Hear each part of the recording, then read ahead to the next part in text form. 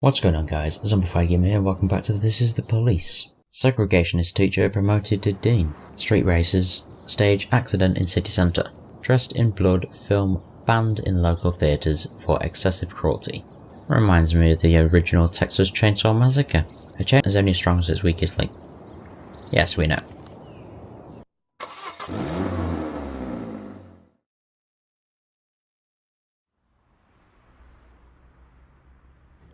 Yeah, a box of Caesars. There he is. With that outfit, I could see you coming a mile away, Mr. Boyd. Ah, Mr. Chaffee. Knowing your love of theatrics, I was afraid you'd keep the mystery surrounding the dentist going for at least another day or two. What could you mean, Mr. Boyd? Well, it's true. Robespierre does have a passion for mystery and the dramatic. But there's no need to confuse the actor with his character. For you, I'll play the hurried businessman who likes to cut to the chase. That's not quite me either, but though this mask I wear is quite a burden, I have long grown used to it. Besides, I don't want to distract you from your 180-day quest, not for a second longer than necessary. My, is half your time already up?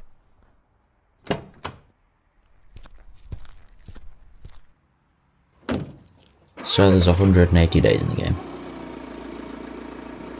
Okay. Thanks for clarifying that. You simply cannot imagine, Mr. Boyd, the painstaking work I've done to cultivate this maniac image. I turn to such literature the likes of which I wish I never knew. If our law enforcement agencies possessed even the slightest aesthetic sense, they would have instantly seen the game for what it was. And the postcards. What can I say? And if the real dentist turned up again at the wrong moment? I don't imagine lunatics take kindly to imposters. The dentist died of a heart attack last spring while he was sunbathing on the beach. I discovered this quite by accident, from a university friend, a therapist. It was he who convinced the dentist to stop killing, by the way. Why the murders? Obviously, they'd all been raped by Rogers. It would have been much easier to just get them to talk. Mr. Boyd, the last thing I want is to appear a brutish butcher. I spent enough time on these women to know they were no use to me alive. Not sure if I should be ashamed to say it, but Stuart Rogers far surpasses me in his ability to intimidate people. Apparently, such things only come with experience. But murder? For that I truly do feel ashamed. It's a burden I shall have to bear for the rest of my days. But sadly, it's not my greatest shame. What could be more shameful? To frame an innocent woman for such terrible crimes? What? Are you unhappy with a woman cast as the serial killer? Firstly, I'd say Dear Jordan adds a certain grace to the whole sordid story. And second, of all the people I hold in my debt, she's the strongest. And not just physically. Third, she had good reason to settle her debt with me as quickly as possible. Without going into details, I'll just say that she's a very, very caring mother. Do these taste good? Had we met earlier, Mr. Boyd, I would have shown you a far more refined pleasure, one without such an unpleasant smell. I'm afraid to even imagine what you count as pleasures, Mr. Chaffee. Fountains of blood in the city square? Mr. Boyd, you're not listening to me at all. I didn't take any enjoyment from the killings. Everything I've done was of strict necessity. I couldn't make Jordan kill all the women that Rogers raped. That would have been excessive.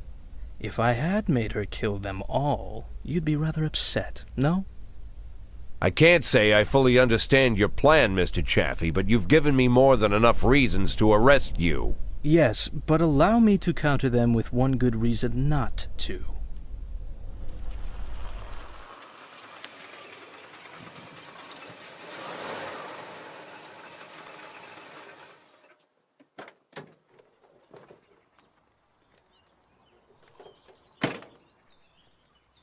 I think you mentioned you dined here once? Yes, not the best restaurant in town. And maybe you're just not familiar with the full range of our services.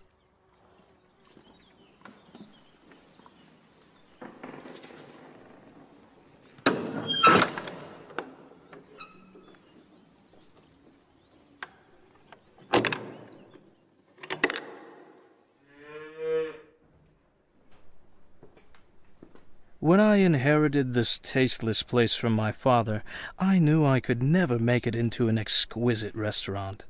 Instead, I accentuated the atrocity of it all, an aesthetic of a different kind. Now I even live here. To me, this complex is like a microcosm of Freiburg. But we're not here to talk about that. At school, I read a French novel whose name doesn't need mentioning, and I read many amazing things. It seems that in Paris, just before the Revolution, certain places were quite popular. People of wealth and taste visited from the city, shed their luxurious coats, peeled off their white gloves, and with the help of the local farmer, they brutally stabbed a hole in a bull and decorated themselves with the splattering blood as they prepared a large piece of meat for the fire.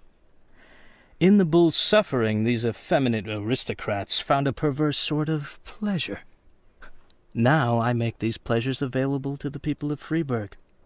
I will be honest with you. People who pursue such cruelty truly are crazy. But what is interesting? The best steaks are cut from the tender meat of young bulls. 11 months is just right, beautiful, healthy, full of strength.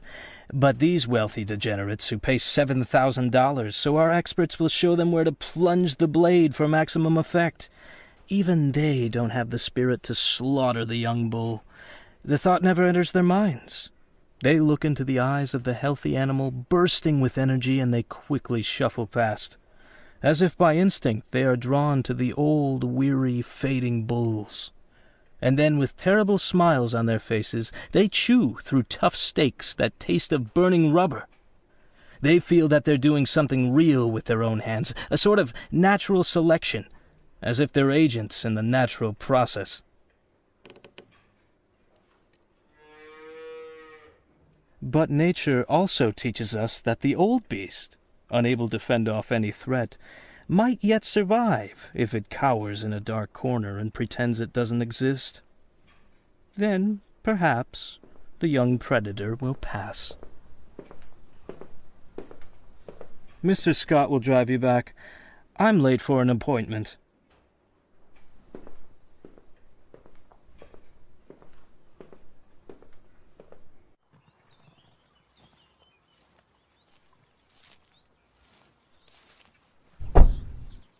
Mr. Boyd, you won't believe it, but the person I just got off the phone with was talking about you. Seems like I'm pretty popular these days. By the way, Mr. Boyd, I've got to ask, why $500,000? Go fuck yourself, Troy Starr.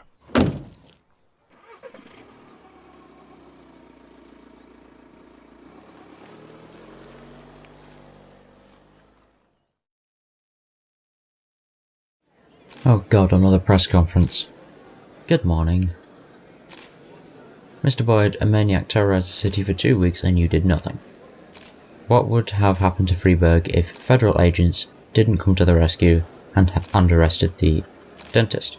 Well, I would have gone through all of his clothes and done his shit work and figured out that he's already dead. I'd have done the feds' work before they even knew about it, basically. The situation was under control. We've been doing their work behind the scenes. The feds are just here to sip off the cream.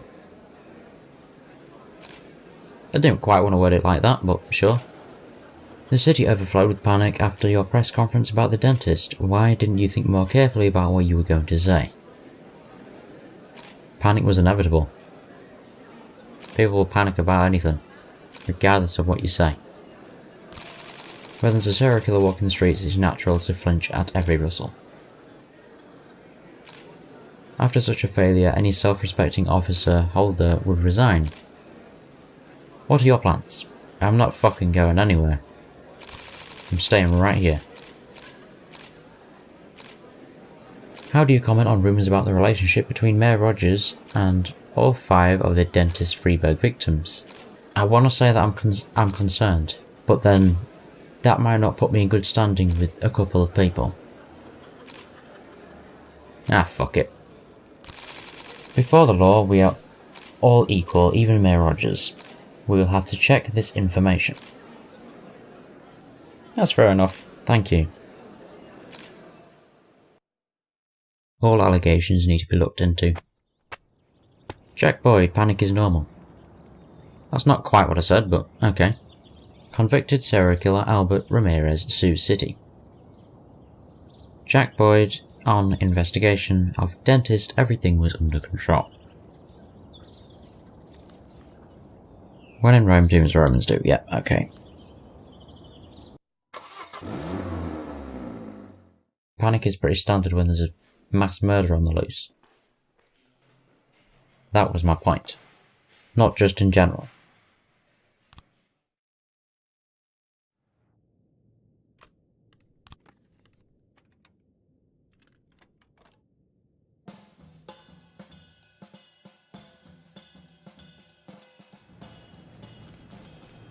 The dentist is behind bars, great job. 87 grand, wow. And I didn't even fucking do anything. And then my salary is still $66. Amazing. Oh look, they denied my request for an officer. How surprising.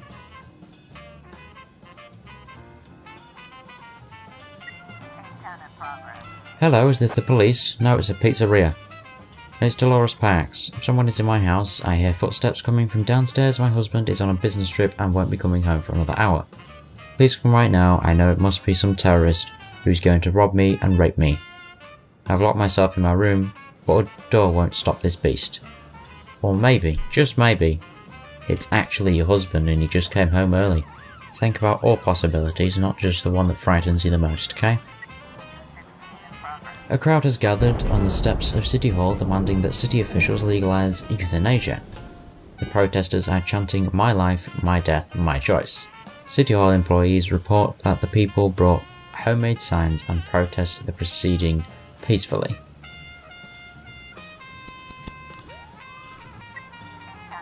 Mr. Parks returned home from a business trip an hour early. It was he who was making noise in the house. Yes, see? I called it before it even told me.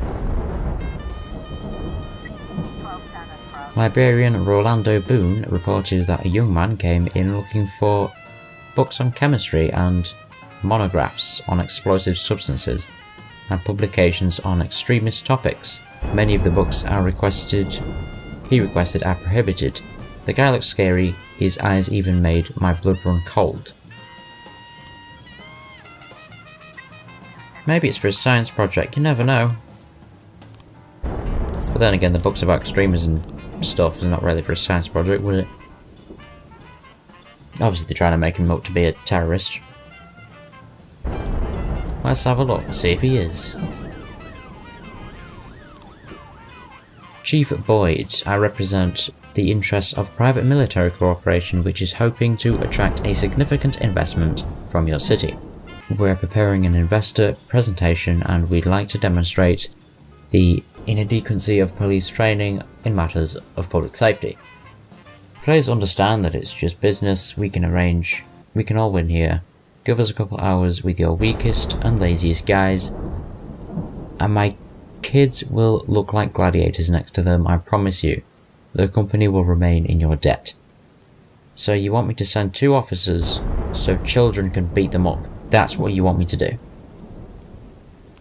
Okay. As long as you pay me enough. As soon as the suspect sees the police pull up, he pulls a huge knife from his bag and rushes towards the librarian shouting, "You called the pigs." Stop yelling, it's a library, really? That's a fucking option? Just shoot him.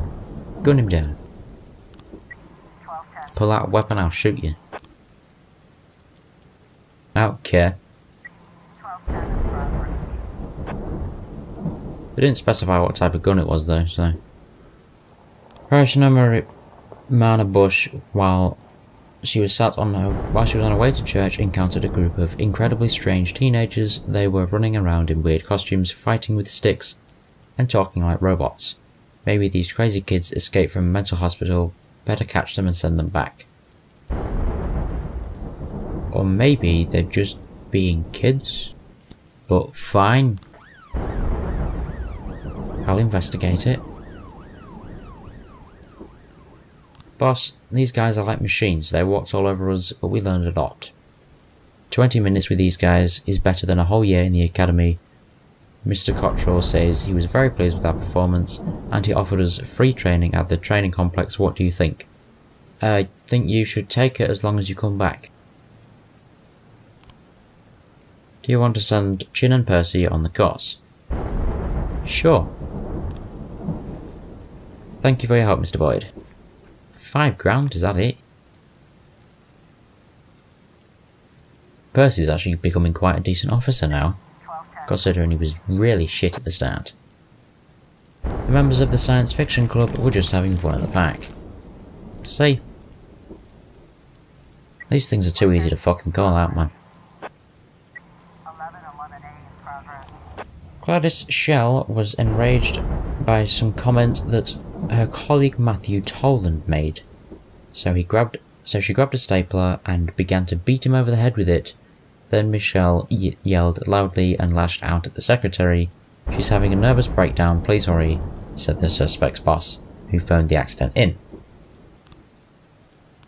Or, an anonymous tip just came in. A large shipment of Colombian coffee is being uploaded. They're shipping heroin inside the bags of beans. There's only a few guards watching them unload the shipment, so if the police roll up, they might just give up without a fight. Let's see, heroin, or a guy that's being beaten over the head with a stapler. Oh god, there's another one. Let's have a look at that one. The elderly Cornelia Davis called up in a fit of hysterics. Come over quick, I've been robbed, the little bastard stole the treasure. Okay. Homicide it is. Okay, maybe not, they don't want to do it. Drug trafficking it is. There we go. They'll do that one. Bastards. Cornelia Davis was quarrelling with the mother of a little boy who climbed into the fountain and took a few coins. I made that wish, and your little bastard stole it.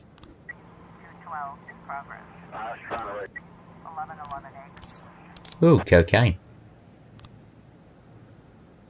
Yeah, fuck it, sell it. I don't care.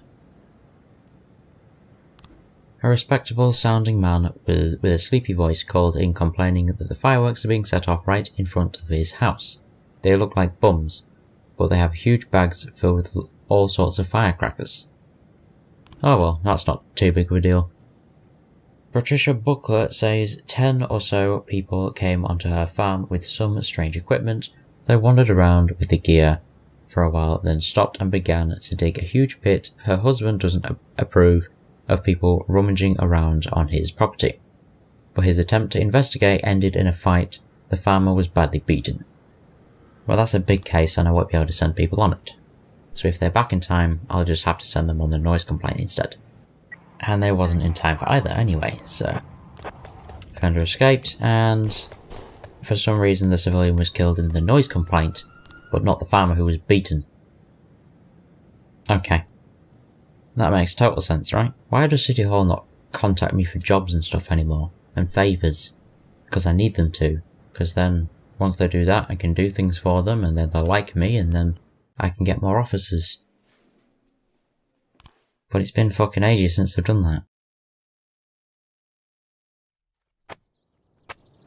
Well, I'm gonna leave this episode here. Leave a like when you're watching, don't forget to subscribe, and goodbye.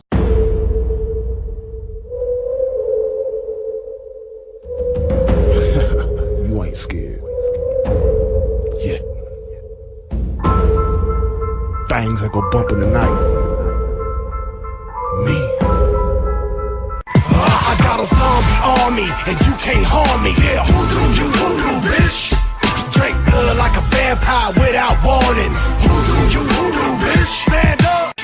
Hide your kids, grab your wife, better get out of sight. Hoodoo, bitch. Let's